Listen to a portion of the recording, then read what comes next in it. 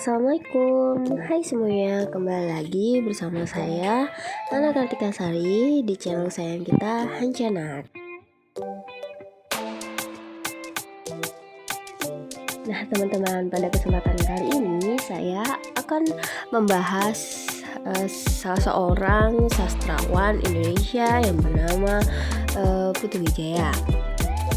Nah, Putu Wijaya yang kita kenal sebagai sastrawan ini memiliki nama yang cukup panjang, yaitu Ki Gusti Ngurah Putu Wijaya. Nah sebenarnya ya, untuk dilihat dari namanya saja kita sudah paham kalau nama tersebut berasal dari Bali. Putu memang dilahirkan di Puri Anom, Tabanan, Bali pada tanggal 11 April 1944. Putu Wijaya merupakan putra dari I Gusti Ngurah Raka dengan Mekel Erwati. Putu Wijaya juga memiliki seorang istri bernama Reni Ratno Yuskarini atau Dewi Pramunawati, dan dikaruniai seorang anak bernama I Gusti Ngurah Taksu Wijaya atau Yuka Mandiri. Nah, pada saat beliau masih duduk di sekolah menengah pertama di Bali, beliau mulai menulis cerita pendek dan beberapa diantaranya dimuat di Harian Suluh Indonesia Bali. Nah, ketika duduk di sekolah menengah atas, beliau memperluas wawasannya dengan melibatkan diri dalam kegiatan sandiwara, ya seperti teater atau sejenisnya. Setelah selesai sekolah menengah atas, kemudian beliau melanjutkan kuliahnya itu di Yogyakarta yang sering dijuluki sebagai kota seni dan budaya. Di Yogyakarta, selain kuliah di Fakultas Hukum Universitas Gadjah Mada, beliau juga mempelajari seni lukis di Akademi Seni Rupa Indonesia atau biasa disingkat sebagai ASRI, drama di Akademi Seni Drama dan Film ASDRAFI, dan meningkatkan kegiatannya dalam bersastra. Nah, setelah kira-kira 7 tahun tinggal di Yogyakarta, Putu Wijaya pindah ke Jakarta, dan di Jakarta beliau bergabung dengan teater kecil dan teater populer. Selain itu, beliau juga bekerja sebagai redaktur majalah Express. Setelah majalah itu mati, beliau menjadi redaktor majalah Tempo pada tahun 1971 hingga tahun 1979. Bersama rekan-rekannya, beliau mendirikan teater mandiri pada tahun 1974. Nah, pada saat masih bekerja di majalah Tempo, beliau mendapat beasiswa belajar drama di Jepang pada tahun 1973. Nah, selama satu tahun. Namun karena menurut beliau selama di Jepang itu lingkungannya tidak sesuai atau tidak kerasan lah istilahnya seperti itu, beliau hanya belajar selama 10 bulan di Jepang. Nah, kemudian beliau kembali aktif di majalah Tempo. Pada tahun 1975, beliau mengikuti International Writing Programs di Iowa, Amerika Serikat. Setelah itu, beliau juga pernah menjadi redaktur majalah Zaman 1979 hingga 1985. Beliau juga mempunyai pengalaman bermain drama di luar negeri, antara lain dalam Festival Teater Sedunia di Nancy, Paris pada tahun 1974, dan dalam Festival Horizons ketiga di Berlin Barat, tepatnya Jerman, pada tahun 1985. Beliau juga membawa teater mandiri berkeliling Amerika dalam pementasan drama Yale dan berpentas di Jepang pada tahun 2001. Nah, di samping itu pula, beliau pernah mengajar di Amerika Serikat pada tahun 1985 hingga 1988. Di samping itu, beliau juga menjadi sutradara film dan sinetron serta menulis skenario sinetron. Dan inilah mengapa alasan dibalik mengapa sastrawan kita Putu Wijaya ini disebut sebagai sastrawan yang serba bisa ya. Dari beliau bisa melakukan seni lukis, kemudian unggul dalam sastra, entah itu teater, drama, bahkan menulis skenario sekalipun seperti itu. Nah, kemudian film yang disutradarainya itu pada film Cas Ciscus, Zigzag, dan Plong. Sinetron yang pernah disutradarai oleh beliau juga yaitu berjudul Dukun Palsu, Pas, Non, Warteg, dan Jari-Jari. Skenario yang ditulis beliau merupakan skenario yang berjudul Perawan Desa, Kembang Kertas, serta Ramadan dan Ramona. Ketiga skenario itu berhasil memenangkan Piala Citra. Nah, selama bermukim di Yogyakarta, kegiatan sastra beliau ini lebih terfokus pada teater ya. Nah, beliau pernah tampil bersama Bengkel Teater, pimpinannya W.S. Rendra dalam beberapa pementasan. Ya, antara lain dalam pementasan Bibbo pada tahun 1968 dan Menunggu Godot pada tahun 1969.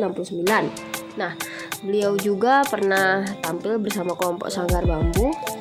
Nah, selain itu beliau juga berani ya tampil dalam karya beliau sendiri, dan karyanya tersebut berjudul Lautan Bernyanyi. Ini pada tahun 1969. Nah, beliau merupakan penulis naskah sekaligus sutradara dalam pementasan tersebut loh. Betapa hebatnya. Ya, naskah drama beliau itu menjadi pemenang ketiga dalam sayembara penulisan lakon yang diselenggarakan oleh Badan Pembina Teater Nasional Indonesia. Nah, karena kegiatan sastranya lebih menonjol daripada bidang teaternya, beliau ini ya, Putu Wijaya ini lebih dikenal sebagai dramawan. Nah, sebenarnya selain berteater juga beliau juga menulis cerpen, bahkan novel. Ya, tidak hanya itu, sebenarnya hampir ya seluruh sastra seperti cerpen, novel, isai ataupun sebagainya ya cukup banyak. Ya, seperti itu. Ya, kemudian sejumlah karya beliau baik drama, cerpen maupun novel itu telah diterjemahkan ke dalam bahasa asing seperti bahasa Inggris, bahasa Belanda, Prancis, Jerman, Jepang, Arab, bahkan Thailand. Untuk gaya penulisan beliau dalam menulis novel itu tidak jauh berbeda dengan bagaimana beliau menulis suatu karya drama yang menggunakan gaya objektif dalam pusat pengisahan dan gaya stream of consciousness ya dalam pengungkapannya. Nah, untuk karya beliau ini sendiri, bahkan Rahmat Djoko Pradobo berani memberikan komentar bahwa Putu merupakan sosok sastrawan yang berani mengungkapkan kenyataan hidup karena dorongan naluri yang terpendam dalam alam bawah sadar. Nah, seperti itu. Nah, di sini saya Hana akan memberikan pembahasan mengenai unsur intrinsik dari salah satu karya Putu Wijaya, yaitu cerpen yang berjudul Rasa. Nah, cerpen ini berkisahkan tentang seorang tokoh yang bernama Aku. Ya, Aku di sini berperan sebagai ayah dari satu istri dan juga satu orang putri.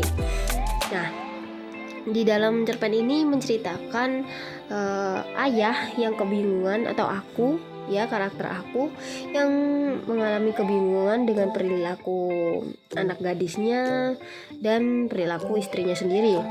Nah, dalam cerpen ini menceritakan bahwa tokoh Aku ini mengira bahwa anak gadisnya itu telah tersinggung akibat ucapannya yang membandingkan dan memuji seorang wanita bergelar doktor yang dibacanya di sebuah koran. Nah, tokoh Aku sendiri mengira anak gadisnya cemburu dan tersinggung karena ucapan ayahnya itu. Ya, ayahnya ini ya si karakter aku itu ya, yang dia di dalam cerpen ini bakal bilang dirinya aku, bukan ayah. Jadi ya kata ganti orang pertama. Nah, anak gadisnya ya tersebut yang memutuskan untuk tidak keluar kamar, kemudian pada malam harinya pergi ke rumah temannya dengan alasan belajar dan hendak menginap di rumah temannya tersebut.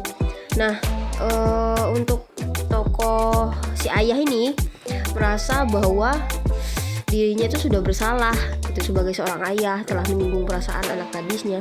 Pada tengah malam, si ayah ini memutuskan untuk menjemput si Ami ya, nama anaknya ini yang gadis ini namanya Ami ya, dari rumah temannya gitu. Ya sebenarnya sempat dilarang sih sama istrinya di dalam cerpennya itu ya, sempat dilarang. Dan tapi ya bagaimana, namanya seorang ayah ya kan, ya heran anaknya kok nggak pulang-pulang, udah malam gitu kan. Nah, si ayah ini merasa perlu meminta maaf atas ucapannya dengan alasan ibunya sakit. Jadi si Ami ini dijemput ayahnya. Terus biar si Ami ini mau pulang balik ke rumah, ayahnya ini bilang kalau ibunya lagi sakit, padahal tidak gitu. Nah, ya tentunya dengan cara begitu ya ayahnya Ami bisa ya membujuk Ami untuk pulang gitu. Tetapi malah karena kebohongan tersebut ya tokoh si karakter ayah ini atau aku ini merasa tambah bersalah gitu. Dan akhirnya dia memutuskan untuk meminta maaf dan mengatakan yang sejujurnya atas perilakunya tersebut. Dan mengenai dia yang sudah memuji-muji dokter muda yang ada di koran itu. Ya, seperti itu. Nah, di luar dugaan dari si karakter si aku ini atau ayah, justru Ami yang dikira ayahnya marah ini malah tertawa saat mendengar ayahnya ini meminta maaf dan menjelaskan bahwa sebenarnya yang merasa marah atau tersinggung itu bukan dirinya, melainkan ibunya. Nah, jadi yang nyuruh si Ami untuk diam di kamar, terus pergi ke tempat temannya untuk dengan alasan belajar, itu sebenarnya semuanya adalah disuruh ya disuruh ibunya gitu, biar si ayah ini menduga bahwa anaknya lah yang sebenarnya tersinggung kepadanya, padahalnya enggak, padahal istrinya gitu. Nah, si tokoh ayah ini baru menyadari bahwa dia tidak bisa memahami apa-apa tentang perempuan gitu, sebenarnya seperti itu. Bahkan dia tidak bisa memahami istrinya atau bahkan anaknya sendiri. Dan selain itu karakter si ayah ini juga sadar bahwa sebenarnya di balik kecerewetan dari istrinya itu sebenarnya istrinya itu ya sangat sayang gitu padanya gitu. Untuk mengapa saya menjadikan cerpen ini sebagai topik ya, karena menurut saya cerpen ini menarik. Selain memaparkan ya genre, mungkin bagian orang bakal bilang slice of life ya, kayak kehidupan sehari-hari gitu ya kan, sebuah keluarga ya, ayah yang bercengkrama dengan seorang anak, kemudian istri yang mungkin terlihat galak, ya itu memang the real of life ya, seperti itu. Dan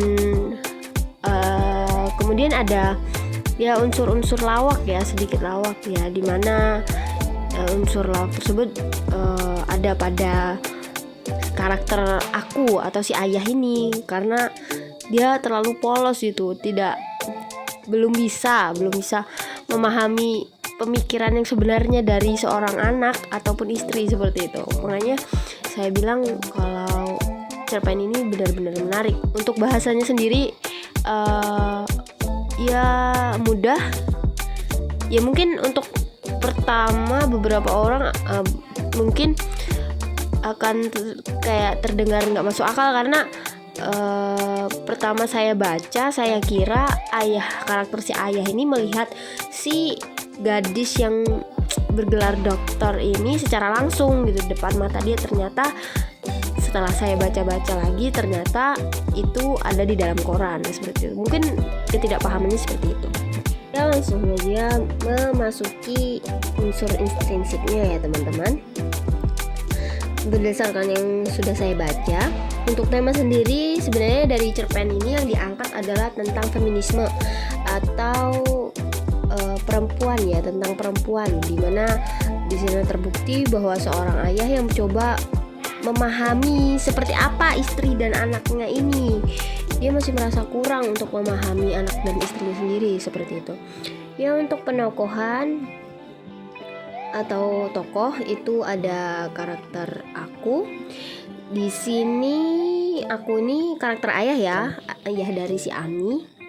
Ya, karakter ayah ini sendiri berwatak egois atau keras kepala ya. Tapi ya keras kepalanya itu nggak bikin orang naik darah gitu ya. Dia tetap tenang, tapi di dalam kepala dia masih yakin kalau apa yang dia pikirkan itu benar seperti itu. Nah, kemudian untuk karakter sang istri di sini digambarkan sebagai sosok istri yang cerewet, seperti yang sebelumnya saya katakan ya, cerewet terus galak gitu ya. Kemudian untuk karakter si Ami sendiri, anak gadis dari si ayah ini, dalam cerpen Rasa ini digambarkan sebagai sosok anak yang penurut dan mengerti akan perasaan ibunya. Kemudian ia digambarkan sebagai sosok yang ceria dan juga penyayang, terutama kepada ayah dan ibunya. Tapi menurut saya sih dia lebih kayak sayang banget sama ibunya sih dibandingkan ayahnya gitu. Bahkan di dalam cerpen tuh ayahnya sendiri yang membandingkan rasa sayang diberikan oleh si Ami sendiri kepada dia, antara kepada dia dan ibunya seperti itu. Kemudian ada I Gusti Ayudhya Weradia. Ini merupakan gadis yang tergambar di koran itu ya, dimana karakter ini wanita cerdas yang berhasil meraih gelar doktor pada usia 27 tahun ya, seperti itu. Nah, kemudian Pak Iskan. Nah, Pak Iskan ini karakter temen nongkrongnya si sosok aku nih ya, sang ayah ini, yang merupakan tokoh yang bijaksana. Itu dimana dia meyakinkan bahwa membandingkan hal tersebut itu merupakan hal yang salah gitu, membandingkan antara anaknya dengan seorang dokter yang wanita dokter yang tadi ya seperti itu. Padahal anaknya si ayah ini dia terbilang cantik dan pintar seperti itu. Nah, untuk karakter Ani sendiri, dia merupakan teman dari si Ami.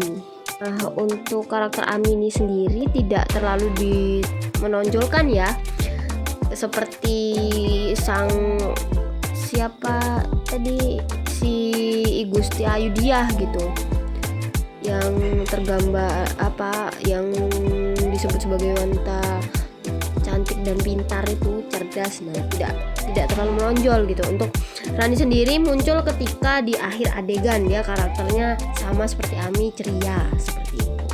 Ya, kemudian memasuki bagian latar ya, unsur latar. Untuk cerpen yang berjudul Rasa karya Putu Wijaya ini seperti ya, di rumah ada, di jalan ada ya, seperti itu ya. Ada dua latar ya, di jalan dan di rumah. Ada juga di warung ya, seperti itu. Ada 3 latar ya, rumah, warung, dan jalan ya, seperti itu. Kemudian untuk alur yang ada pada cerpen ini merupakan alur maju ya, dimana dapat dilihat dari keseluruhan cerita yang bergerak dari permulaan awal permasalahan, kemudian puncak permasalahan ya, kemudian penyelesaian masalah ya. Nah, ini poin terakhir dari pembahasan kita, yaitu amanah gitu, amanah atau nilai yang tersirat dari cerita yang berjudul Rasa karya Putu Wijaya ini. Untuk nilai atau amanah yang dapat diambil yaitu saling menghargai dan saling mengerti, terutama dalam lingkup keluarga ya. Selain itu, cerpen ini juga membawa kita agar untuk menyayangi anggota keluarga dengan sepenuh hati gitu ya. Ya, jadi yang terpenting dalam suatu keluarga itu adalah mengerti dan saling menghargai ya, seperti itu. Nah, sekian pembahasan dari Hana. Terima kasih buat teman-teman yang sudah nonton video ini sampai habis. Semoga bermanfaat ya. Dan sebelumnya Hana mohon maaf karena hanya bisa menampilkan beberapa visual gambar dan suara karena mengingat kondisi Hana sendiri sedang down ya begitu. Baik. Dan untuk teman-teman semua, jangan berhenti untuk dukung channel Hana dan klik tombol subscribe dan komen ya. Pasti komennya yang positif-positif lah ya. Pastinya untuk mendukung adanya channel ini ya, agar lebih maju gitu, biar yang nonton gak bosen gitu. Baik, terima kasih sekali lagi Hana ucapkan dan thanks for watching. Bye bye. Wassalamualaikum warahmatullahi wabarakatuh.